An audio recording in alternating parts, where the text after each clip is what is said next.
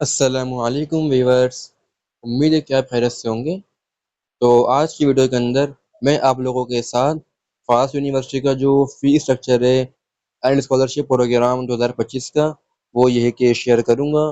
और इसके अलावा ये है कि मैं इंडस यूनिवर्सिटी का, मोहम्मद अली जिन्ना यूनिवर्सिटी का और फेडरल उर्दू यूनिवर्सिटी का जो फ़ी स्ट्रक्चर है एंड जो स्कॉलरशिप प्रोग्राम है वो ये है कि शेयर कर चुका हूँ। तो जिसने भी अभी तक ये कि नहीं देखा उसको ये कि लिंक मिल जाएगा डिस्क्रिप्शन में, आप वहाँ जाके उसको देख सकते हैं।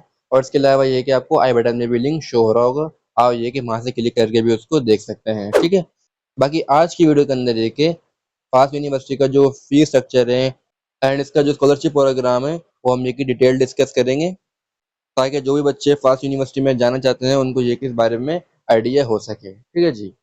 तो वीडियो को शुरू करने से पहले चैनल को सब्सक्राइब कर लें, ताकि आने वाले जो और इसी तरह के फ़ी स्ट्रक्चर्स हैं और जो स्कॉलरशिप प्रोग्राम्स हैं वो आप तक ये कि आसानी के साथ पहुँच सकें। तो चलें वीडियो को शुरू करते हैं और इसको ये कि हम डिस्कस करते हैं। अच्छा जी, इसको ज़रा ऊपर कर लेते हैं। तो फर्स्ट पे यहाँ लिखी हुई है हमारे पास एडमिशन फीस, जो कि है आपकी 30,000, ठीक है जी। ये आपको वंस टाइम पे करनी है। बाकी आप ये कि थोड़ा और भी पढ़ लें, यहाँ पे जो चीज़ें लिखी हुई हैं कि आपको ये बाद में पे नहीं की जाएगी और ये सब कुछ यहाँ पे ना लिखा हुआ है ये। आगे बढ़ते हैं जी। नेक्स्ट फीस है आपकी सिक्योरिटी डिपॉजिट, ये आपको पे करानी पड़ेगी 20,000।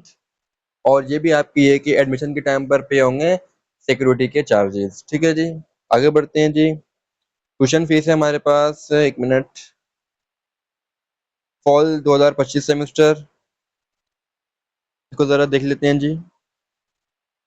अच्छा जी, अगर आप फ़ास्ट यूनिवर्सिटी से बीबीए या बीएस करना चाहते हैं तो इसकी फ़ीस है हमारे पास 1 क्रेडिट हॉवर की, वो है 11,000।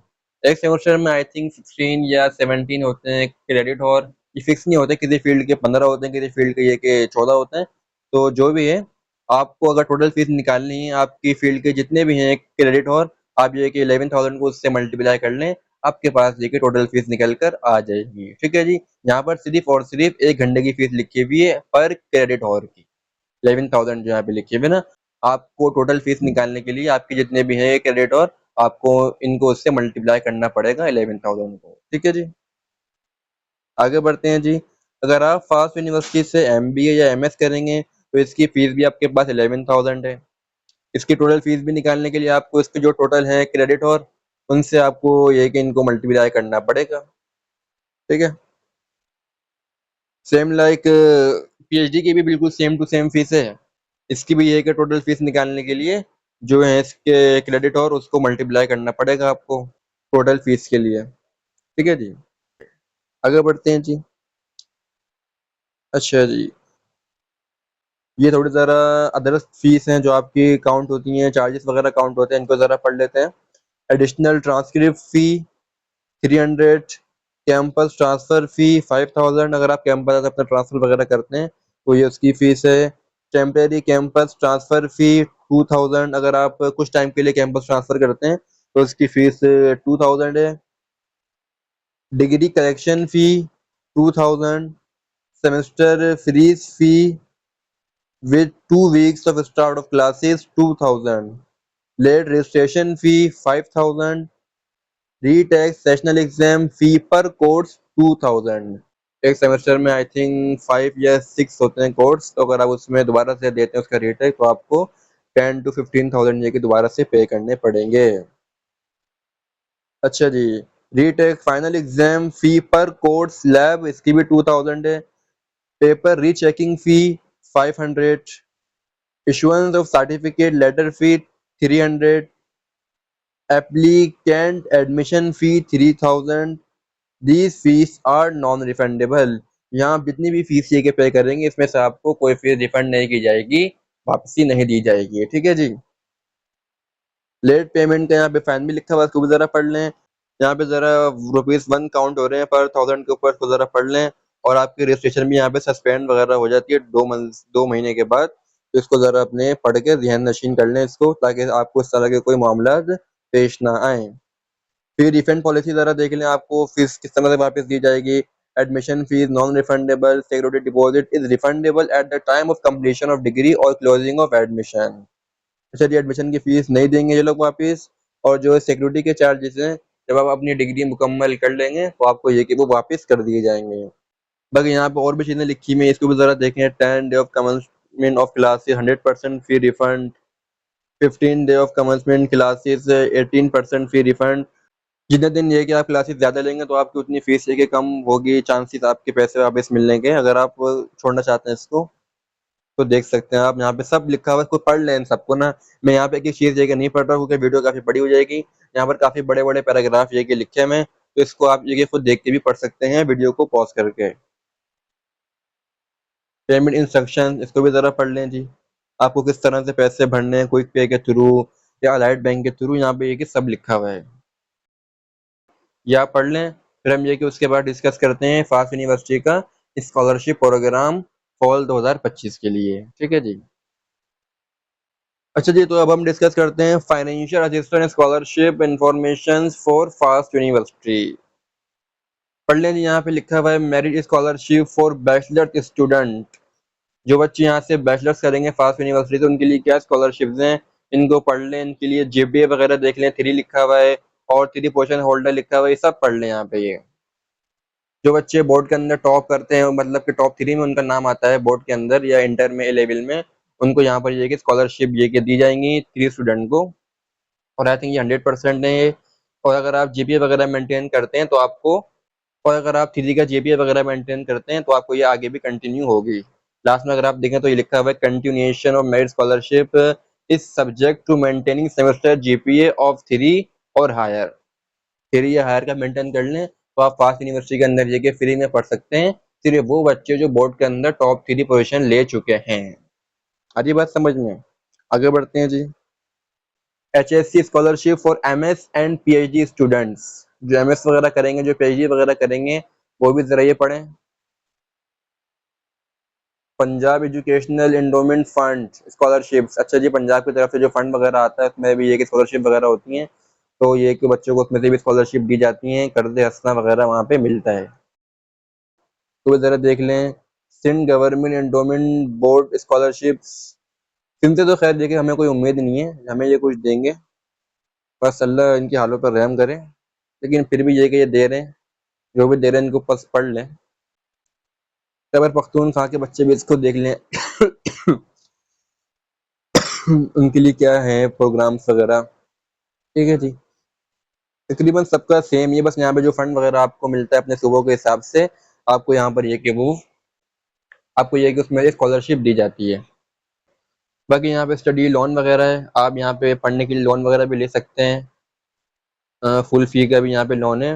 Who can not afford to pay their full फी। अगर जो बच्चा फुल फीस अफोर्ड नहीं कर सकता देने के लिए तो वो यहाँ पे ये कि लोन भी ले सकता है। लेकिन लोन तो एक मुश्किल की है कि लगता है मेरे को पढ़ने में, ये कि बाहर बच्चों को ये ख्याल भी आता रहता है कि यार मैंने लोन लिया हुआ है, किस तरह से मैं अदा करूँगा।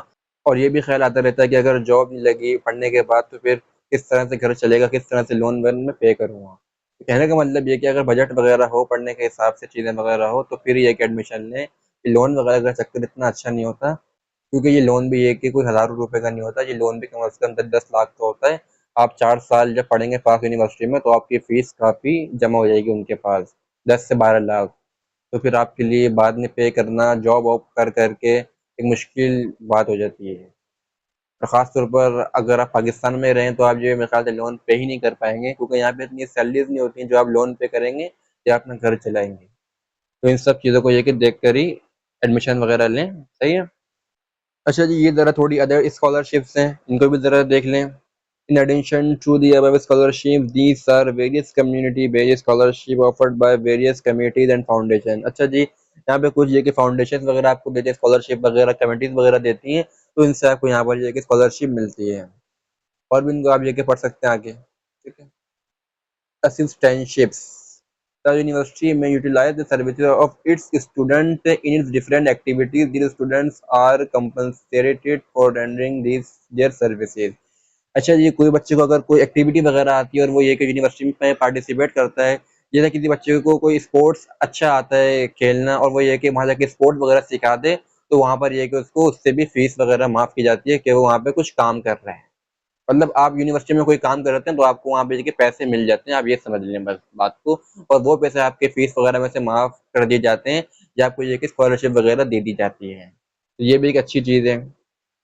और ये बैंक लोन्स हैं, commercial bank, NIB bank, bank Alfalah bank, Islamic and MCB offer loans to students. लेकिन लोन्स का आपको मैंने पहले ही बोला है, जो अफोर्ड कर सकता है, जो बाद में पे कर सकता है वो ले ले, लेकिन जो नहीं कर सकता, जो मुश्किल हालात हैं जिनके, वो खैर इस चीज़ पे ना जाएँ, क्योंकि ये आप बाद में जाके आपको बहुत महंगा पड़ जाता है ये। क्योंकि ज़ाहिर-सी बात है, जब आप बैंक से लोन वगैरह लेते हैं तो आपको ये कि वो ज़ाहिर-सी बात है पैसे भी चार्ज होते हैं, उस पे सूद वगैरह लगता है। कुछ ये कि इस्लामिक उसमें चार्ज नहीं होते, लेकिन उसमें भी आई थिंक कुछ ये कि फीस वगैरह होती है जो आपको देनी पड़ती हैं, सूद नहीं होता वो, लेकिन कुछ इस तरह के चार्जेस वगैरह वहाँ पर होते हैं जो आपको पे करने पड़ते हैं। स्टडी लोन, फाइनेंशियल असिस्टेंस, फिर वही लिखा हुआ है यहाँ पे, इसको पढ़ लीजिएगा। अप्लाइंग फॉर स्टडी लोन, किस तरह से अप्लाई करेंगे आप देख लें इनको। रीपेमेंट ऑफ स्टडी लोन, जो बच्चे लोन ले रहे हैं वो एक बार इसको भी ये कि लाज़मी पढ़ लें कि उनकी रीपेमेंट किस तरह से होगी, उनको कितने टाइम के बाद लोन वगैरह पे करना पड़ेगा, अगर लेट हो जाती है तो उनके लिए क्या इक़दामात होंगे। तो वो ये कि ये सब पढ़ने के बाद फिर ये कि स्कॉलरशिप वगैरह पे जाएँ लोन के उस पे, ठीक है जी। लेकिन फ़ास्ट यूनिवर्सिटी देखा जाए तो काफ़ी बड़ी यूनिवर्सिटी है और यहाँ पे स्कॉलरशिप्स काफ़ी कम दी जा रही हैं। बस ये कि जो टॉप 3 आ रहे हैं एचएससी के अंदर स्टूडेंट्स, उनको ये कि दे रहे हैं स्कॉलरशिप्स, बाकी इसके अलावा कोई ख़ास स्कॉलरशिप नहीं है। बच्चे अच्छा पढ़ें, जीपीए वगैरह मेंटेन करें, या इसके अलावा किसी और चीज़ में अच्छे हों, जो बच्चे हाफ़िज़ कुरान हों, या जो बच्चे कोई अच्छा पढ़ने वाले हों, उनको ये कि स्कॉलरशिप दी जाएँ। तो यहाँ पर ये कि कोई इस तरह की स्कॉलरशिप मुझे नहीं दिखी। बाकी मैंने और भी यूनिवर्सिटीज़ वगैरह देखी हैं, इंडस हो गई, या इसके अलावा मैंने करे थे मोहम्मद अली जिन्ना यूनिवर्सिटी, वहाँ पर ये है कि आपको जीपीए वगैरह मेंटेन करने पे स्कॉलरशिप्स मिलती हैं। तो यहाँ पे इस तरह का कोई सिस्टम नहीं है, जीपीए वगैरह मेंटेन करें या ना करें, आपको फीस ये कि पूरी ही पे करनी है। तो ये खैर बड़ा ड्रॉबैक है फास्ट यूनिवर्सिटी का। यहाँ पे एक तो फीस भी काफ़ी हाई है और ये है कि स्कॉलरशिप भी कोई नहीं है, तो एक अच्छा साइन नहीं है ये। खैर जो बच्चा इसको अफोर्ड कर सकता है फास्ट यूनिवर्सिटी को, जो यहाँ पर जाना चाहता है, तो खैर यहाँ पे जाए। जो लोन को अफोर्ड कर सकता है वो ये कि लोन भी ले ले। ज़ाहिर-सी बात है, सबकी सोच है, जिस तरह आप इसको मैनेज करें, आपके ऊपर है ये, ठीक है? तो खैर ये था फास्ट यूनिवर्सिटी का fees structure and scholarship program fall 2025 के लिए, जो कि मैंने आप लोगों के साथ जो है कि इसको शेयर कर दिया है। बाकी अगर इसमें या इसके अलावा कोई और सवाल वगैरह हो तो उसका ये कि आप मुझसे कमेंट बॉक्स में आके डिस्कस कर सकते हैं। मैं आपको ये कि उसका इंशाल्लाह वहाँ पर भी गाइड कर दूँगा। तो फिलहाल इस वीडियो को एंड करते हैं। लाइक करें, शेयर करें और सब्सक्राइब करें और अपना बहुत सारा ख्याल रखें। अल्लाह हाफ़िज़।